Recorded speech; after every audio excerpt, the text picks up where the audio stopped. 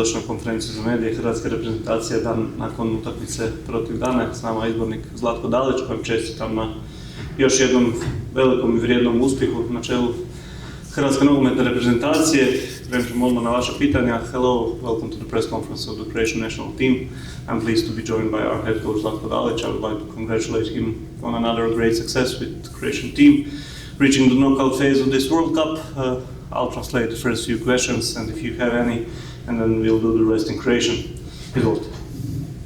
Dobar dan, izborniče, čestitke na prolasku u knockout fazu. Pa evo za početak, jedan rezime ove grupne faze od vas molio bih.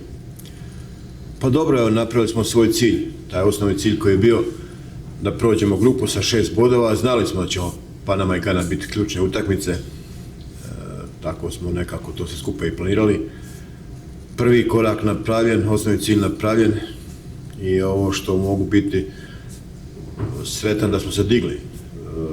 Svaku utakmicu sve bolje i bolje. Jučer je bila dobra utakmica, odrađena u svakom smislu dobro. I u tehničkom, i u taktičkom, i u trkačkom smislu. Napravili smo pobjedu i evo, sad je to ono što smo htjeli. Međutim, to je taj prvi korak i tek sada za nas kreće ono najvažnije, najbitnije, a to je Portugal. A kad prođemo Portugal, ako prođemo, onda ćemo napraviti velike stvari. Ovo sad je bilo ok. Očekivano, planirano i prvi cilj. Imali smo tu Englesku koju smo izgubili jer smo im poklonili 3 gola. Sigurno. Druga Panama, malo grč, malo strah, malo nešto bez puno dobre igre. I evo na kraju Gana je bila najbolja utakmica i u svakom smislu pobjeda. Idemo dalje, zaboraviti ovo što je prošlo, što je bilo i okrenuti se Portugalu. The question was about the summary of the group phase. Coach said that we reached our goal. We got through the group phase with 6 points. We knew that Panama and Ghana are going to be key games for us. I'm pleased that we are getting stronger as the tournament goes on. I think we played good yesterday, technically, tactically, physically. We made a first step, but now comes the important part of this World Cup. Everything so far has been good, but now against Portugal we reached the important part of the tournament. Against England we conceded 3 goals as a gift to England. Against Panama we had some difficulties, but against Ghana we played our best game so far. But now comes the important part. Evo još jedno pitanje o reprezentaciji Portugala. S izbornikom Martinezom se jako dobro poznajete, pa kako nekako u tom smislu pripremiti ovaj nadolazeći govor? Hvala. Pa evo nekako, moj mandat je vezan iz gospodina Martineza koji je zaista vrhunski, fantastičan stručnjak, trener i velika snaga Portugala. Ne treba govoriti puno o reprezentaciji Portugala koji ima takve igrače koji igraju u najjačim svjetskim klubovima i europskim klubovima, koji osvajaju Lige prvaka iz Paris Saint-Germaina, tako da je to vrhunska reprezentacija koja ima kvalitetu, ima jednog Ronalda, kao što imamo mi Luku ili Argentina Mesija. Dakle, neosporno jako dobra reprezentacija koja je favorit za osvajanje svjetskog prvenstva. Mi sad idemo na njih, međutim, mi se nemamo čega bojati, mi moramo samo nastaviti ovako, igrati, ponašati se i biti disciplinirani i suprotstaviti se na najbolji mogući način. Imali smo mi s njima dosta utakmica, zadnje vrijeme, zadnja je bila kad smo igrali prije Eura u Portugalu, pobijedili 2-1. Tako da evo, dobro se poznajemo i bit će zaista teško. The question was about Roberto Martinez, the coach of Portugal, with whom our coach had quite a few battles. Coach said, yeah, my career has been closely connected to his as well. He's a top manager and a big strength of Portuguese team.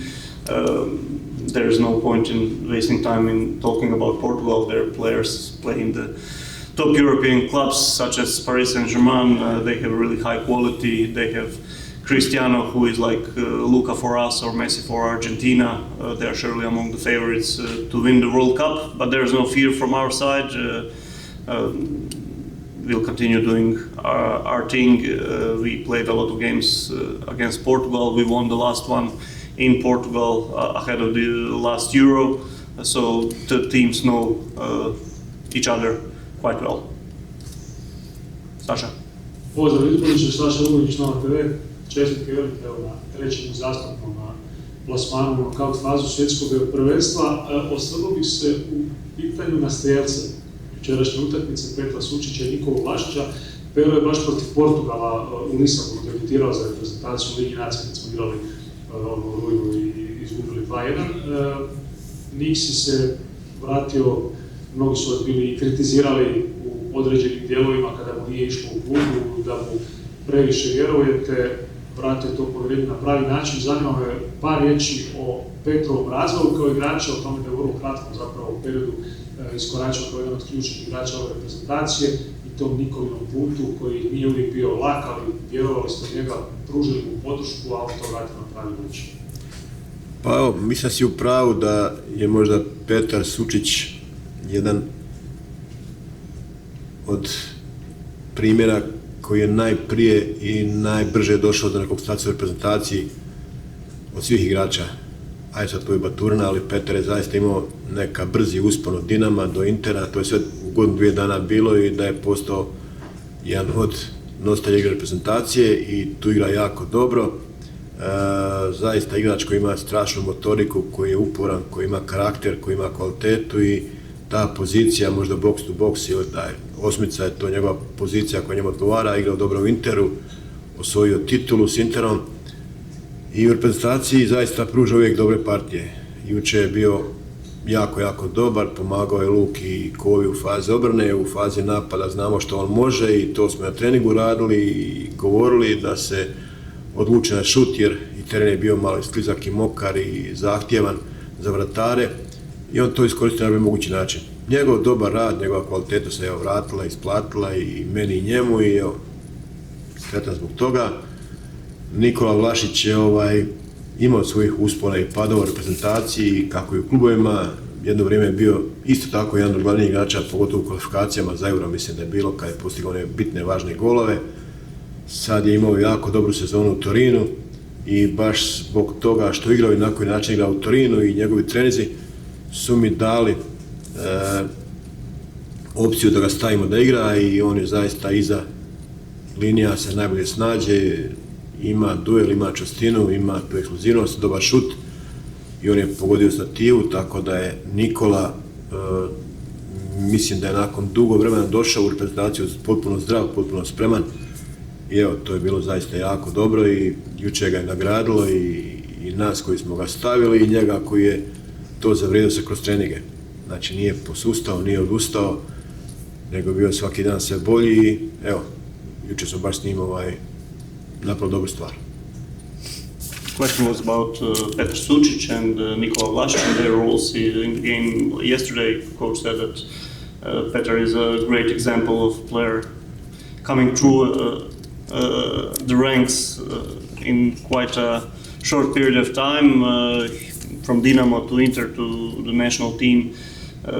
He deserved it with his determination, his quality.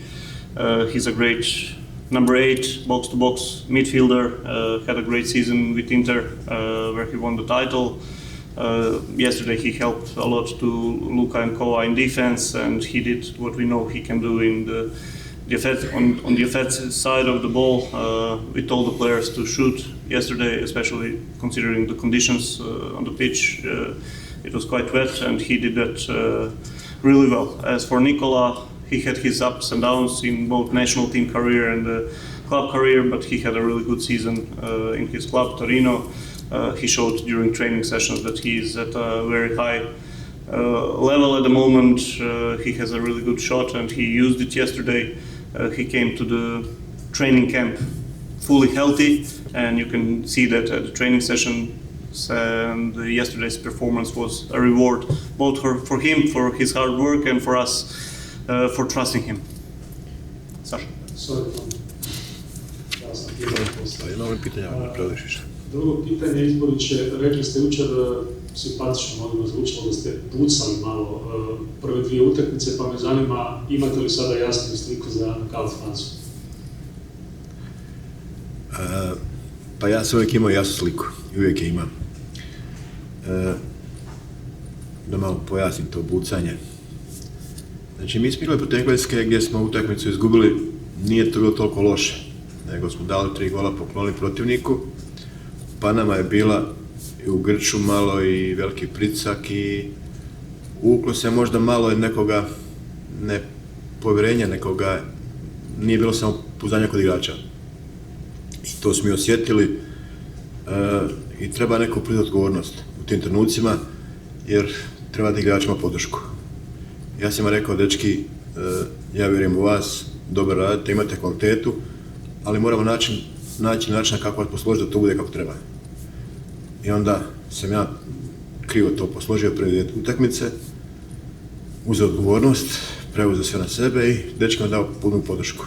I rasteretio ih svih nekakvih negativa, loše, slabo, nije to i u tom smislu sam na taj način išao bucat drugačije, da bi oni dobili puno samopouzdanja, povjerenje i da oni vrate vjeru u sebe.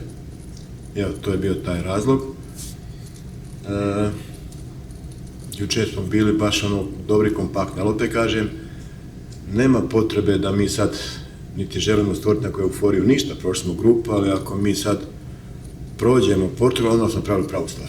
Onda smo mi ovako sad isto kao u Kataru, kao u Rusiji, prođeš grupu, ispadneš prvu sljedeću, ništa. Zato moramo sad sve napraviti da niko više ne buca. Biće teško prevez bucati. Hvala, Saša. Ja moraš to se pitanje. Neću. So coach said regarding psychological preparation for the Ghana game, coach said against England we didn't play as bad as the result maybe shows, but we gifted them with 3 goals. Against Panama we were lacking a little bit of self-confidence, so I decided that I want to take responsibility in front of the team to show them that I completely believe in the players and that they have high quality, but we just need to perform better. So I gave them my full support and took responsibility for our performances that were not as great in the first 2 rounds because it was important for the team to have highest self-confidence. But our real thing comes with Portugal. If we beat Portugal, then we did something at this World Cup. So we are focused on that. Do you have any questions? Yeah, please. Ajde pa da riješimo mene muke. Moving forward on here, one really good question was at the end of yesterday's game, it was a really cool moment with all the fans and everybody on the field as everybody kind of sang Moja Domovina. And that was kind of a really cool moment shared with everybody. And my question for you was how that feels to be on the field and have that connection with the fans. And then also moving on to the following knockout stages, how do you gather that fan support in order to kind of bring that and bring the support to the players? Pa ja ću iskoristiti prigodu pa zahvaliti se jučer navijačima koji su bili na stadionu. Pa ne znam, ali čim da je bilo jako puno, čak možda više nego u Rotterdamu, kad je bilo 35.000, da je ovo možda najveće gostovanje Hrvata na nekom terenu. Jako puno ih je bilo i gdje god se okrenuo bile su naše majice, naše zastave, kockasto i nama ta podrška znači jako puno. A poseban trenutak kad se pjeva Moja domovina, kad svi ustanu, pjevaju i kad dođe refren, onda se grmi cijeli stadion. I to je lijepo čuti, to je nešto što nas sve skupa još više motivira, još više digne. I stalno govorimo o tim navijačima o podršci koja je fantastična i gdje god dođemo, evo i tu u Americi.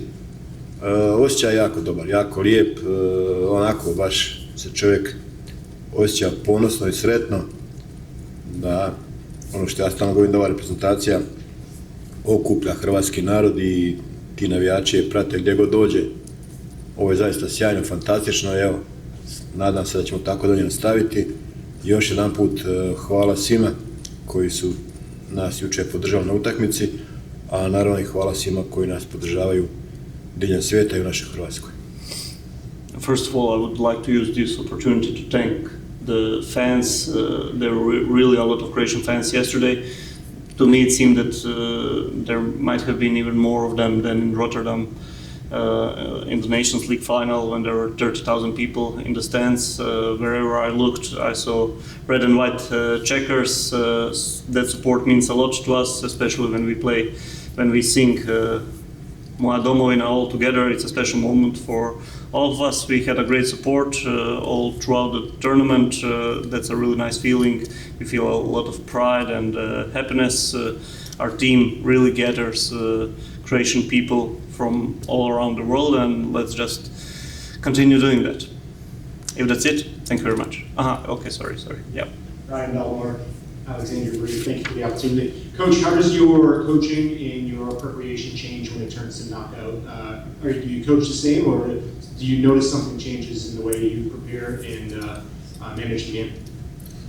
Pa vidjet ćemo, napravit ćemo sad analizu ovoga što nam slijedi. Portugala, napravit ćemo analizu i nas i našega stanja, onoga što smo igrali, kako smo igrali. Imamo 3 dana za pripremu, bit će nam to, ja mislim, dovoljno. Mi imamo stalno neka razmišljanja što i kako i na koji način ćemo se suprotstaviti, ali evo, mislim da imamo sad jedan dobar put i da ne treba puno promjena, puno nekakvih stvari mijenjati. Napravit ćemo najbolje. Dražen je bio na utakmici jučer u Majamiju. Napravit ćemo detaljnu analizu Portugala. Znamo se. Što se tiče nas, vidjet ćemo u kakvom smo mi stanju, ali evo, svi su bili zdravi, svi su bili nakon utakmice dobro. Danas ćemo se odmoriti od svega, malo svi skupa i sutra nastaviti sa radom. We will see, we'll do a thorough analysis of Portugal and of course everything that we did so far. We have 3 days for preparation, which is enough. We have a certain idea on how to approach the game. We surely won't change much. Our observer, Dražen Ladić, was in Miami watching Colombia-Portugal. So we'll see how everybody is doing. It seems to me that everybody is healthy. We'll have a day off today and then trying to get as good as we can for Portugal. Thank you guys. Izvolite. Čestitam. Evo, Hrvatska u povijesti isto u svom mandatu nizali sve velikane, padali su Engleski, Brazil, Španjolska, Francuska u Ligi naciji, ne znam ko sve ne, ali Hrvatska u povijesti u službenim utakmicama nikad nije dobila Portugal. Jedino ono prijateljska, to stvara nekakav dodatan motiv. Samo da se zna, i prijateljska je službena, ali natjecateljska nije. Pa evo, baš sam malo pregovorio za FIFA da se ne bavim tim stvarima, da ne razmišljam puno o tome. Jedno kad me Tomo što upozori da smo nešto napravili, da ja to znam, nisam s tim opterećen, ali evo, prilika je da se te tradicije ruše. S Portugalom tako bilo je manje uspješno u Ligi nacija, 2 prijateljske bilo je 1-1 i 2-1 za nas. Evo, možda je sad vrijeme da to popravimo u ovim službenim utakmicama, ali zasigurno veliki protivnik, velika utakmica i ta će utakmica biti nama vrh svega. Ako mi to prođemo, što ja vjerujem, onda imamo zaista pravo biti ponosni na ovo svjetsko prvenstvo i na rezultate, ali evo, to će biti veliki test za nas. Evo još jedno pitanje. Na nekim videima se vidjela vaša reakcija nakon golova na svih utakmica. Kad je Budimir zabio Panami, bili ste dosta mirni, onako staloženi, ostali na klupi. Jučer ste nakon gola Vlašića ipak puno više emocija pokazali.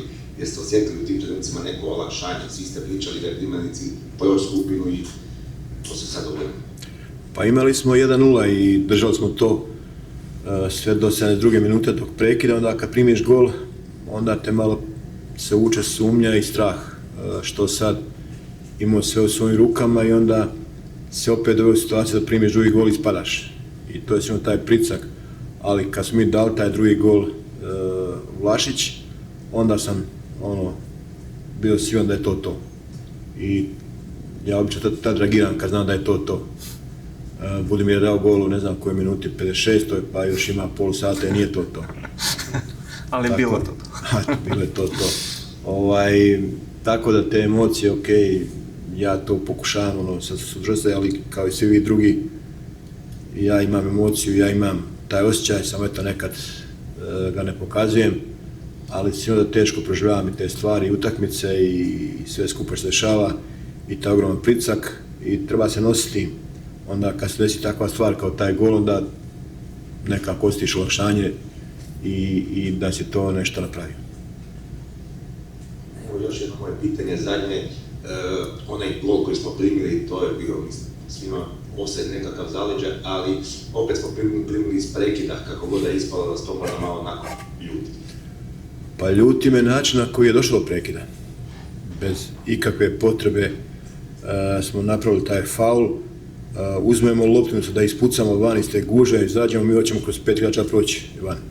I to moramo definitivno popraviti, to moramo izbjeći jer to te košta ispadanja. Jer to je zaista, ljud sam na to. Prekid je bio, napravljen je blok, čovjek koji je bio u bloku je bio u opsajdu, oni ga nisu tako to tretirali i ta reakcija nije bila i najidealnija, ali do prekida ne smije doći, nije bio protivnik u fazi napada pa te driblao pa si ga ti rušio, zaustavio, nego imaš svoju loptu i ti napraviš, daš mu ponovo poklon i to me ljuti. Lijep pozdrav, Denis Lugović, Kina, čestitam vam na još jednom velikom, a recimo, kako ste rekli, očekivanom rezultatu, sad idemo dalje. Portugal ima stvarno snažnu veznu liniju, Hrvatska ima jako veznu liniju, bit će to vjerojatno ključ na sredini terena. Kako mislite se suprotstaviti njima? Pa upravo to, da će ta borba u sredini terena biti najjača i najvažnija i najteža. Oni su tu najkvalitetniji sa nizom vrhunskih igrača, Fernandez, Vitinha, Neves, Silva, tako da je to jedna od najjačih veznih linija na svijetu. I mi ćemo morati tu biti s njima, dobro se suprotstaviti i tu će se sigurno biti ključ utakmice. Ta borba u veznoj liniji i na koji način ćemo se suprotstaviti, vidjet ćemo još što i kako, ali definitivno ste u pravu, borba koja i ko dobije bitku na sredini terena, ta će dobiti utakmicu. Pitanje još, to više smo mi pratili na tribini, vjerujem da vama to nije bilo u glavi. Hrvatska je krenula utakmicu kao treća, onda ste pola sata bili prvi u grupi, pa smo ponovo pali na treće mjesto, na kraju završili drugi. Jeste li vi u nekom trenutku imali vremena razmišljati o Engleskoj, o drugim rezultatima, ili jeste li uopće pratili to? Pa nismo pratili to jer nije bilo toliko ni bitno, sad najvažnije je prolaz, ali utakmica naša je bila stalno nekom egalu, 1-0, 1-1, tako da razmišljaš o sebi, o tim stvarima i nisam baš puno tome razmišljao o Engleskoj. Postojala je opcija da je Panama izvuče dobar rezultat protiv Engleske i što je bilo nekih sat vremena, kako sam vidio kasnije, da je to bila 0, ali to nije bilo baš za očekivati realno. Panama se potrošila puno protiv nas, protiv Engleske, i mi sigurno bilo još teža utakmica, tako da evo, nismo puno se na to bazirali. Juriće, još bi se malo osvrnuo, moramo se osvrnuti na dvojicu najvažnijih igrača u našoj reprezentaciji, kapetana i dokapetana. Jučer je Modriću i Perišiću bio 20. start na svjetskim prvenstvima, što je samo po sebi impresivno, a kad još uzmemo obzir kako su odigrali tu utakmicu jedan i drugi, onda čovjek stvarno onako više puno je toga rečeno, ali gubimo epitete. Pa evo, baš bi se ja s tobom složio, ne znam što više rekli. I za jednog i za druga. Šta god da kažemo, već smo rekli, baš impresivno da imaju toliko utakmica na svjetskim prvenstvima i da i u ovoj utakmici budu glavni igrači. Ono što je fanatično njihova borbenost, njihova trka, njihovo zalaganje i jedan i drugi. Dakle, Perišić igra lijevoga beka, bez riječi, bez ikakvog ustezanja, napravi tu situaciju, iako nije njegova pozicija, ali procjena naša je bila da je on u ovom trenutku bolji i kvalitetniji, sa više samopouzdanja od Joška i da to on odigra Dakle, stavi se u službu reprezentacije tima što nije baš lako. A Luka je pokazao sa one 2 ključna starta u zadnjim minutama s koliko energije, koliko snage igra. Dakle, ono što je više utakmica odmicalo, on je bio sve jači, sve moćniji, sve brži, sve više trčao. Tako da evo, zaista smo ponosni na te dečke i da ovi igrači koji su uz njih imaju takve gromade i ljudske igračke pored sebe.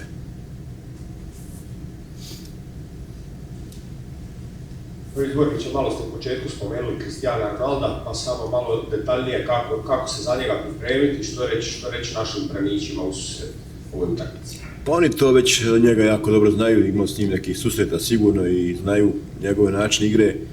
Čovjek koji je postigao 1000 golova i koji ima takvu kvalitetu je nešto slično kao Luka kod nas. Dakle, i motor, i motiv, i nositelj te ekipe, uvijek gladan gola, uvijek napet, uvijek vreba opasnost njega i njega se ne smije ispustiti iz vida. Njemu zaista treba biti poklonjena velika pažnja. On ne igra puno faza obrne, čeka, završava akcije, cijela ekipa radi za njega, a on to vrhunski poentira, završava. Nesumnjivo, jedan od najboljih napadača svijeta. Evo sad ste spominjali malo prije Perišića na ljevom beku, Gvardiol je jučer ostao na klupi. Imate li sad uopće vremena do sljedeće utakmice napuniti ga samopouzdanjem i vratiti nekakvu tu formu koju je pokazivao proteklih godina? Pa vidjet ćemo evo kroz treninge s njim i razgovarao sam s njim i on je svjestan svega toga i mislim da on tu najjača stvar što je on sam svjestan svega toga i da mu je jasno da ne može tako lako doći ni u formu, ni u stanje koje je bio prije. Ipak su utakmice puno jače, puno zahtjevnije od prijateljskih utakmica, utakmice koje nose veliki ulog. Pa tako da ćemo još vidjeti što će biti i s čim ćemo početi. Ja bih bio najsretniji da je on u punoj formi i on nam fali, on nam je sigurno jedan hendikep u tom još dijelu, da smo još bolji, ali evo, još koji je s nama, radi, trenira i ne želim ni na koji način niti njega obezvrijediti, ali ne želim ni da ga izgubimo. Želim da sad ako nije to 100%, da ga izlažemo još većem trudu i još većem nekom riziku. Tako da evo, procijenit ćemo. To je sve. Ako je, zahvalio bi sad još jednom Tihomiru i Toniju na medijskom centru jer se danas opraštamo od njega. Iduća 2 dana ćemo imati medijske aktivnosti na terenu jer treba ovo polako rastaviti, tako da s medijskim centrom se danas opraštamo, ali ne s druženjima, pa onda ću to sačuvati za 2 dana, ali evo još jednom hvala Tihomiru i Toniju i svima iz Episkopalne. I'll explain that to you later. Hvala lijepo, hvala izborniku, uživajte vi u donekle slobodnom danu. Hvala.